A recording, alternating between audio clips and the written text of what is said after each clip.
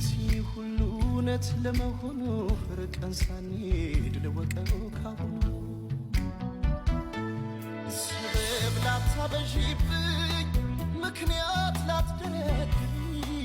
ግማሽ አካሌ ሆነሽ ከኔ ጋር ልትኖሪ ቃልሽ የማይለወጥ ከሆነ ነው በይኛ እስኪ በፈጣሪ ስም ምለሽ አረጋግኛ ቀርበሽ እንደማትርቂኝ እንደምታዛኝ ሳምሽ እንደማትወጂኝ መቼም እንደማትወጂኝ አይኔን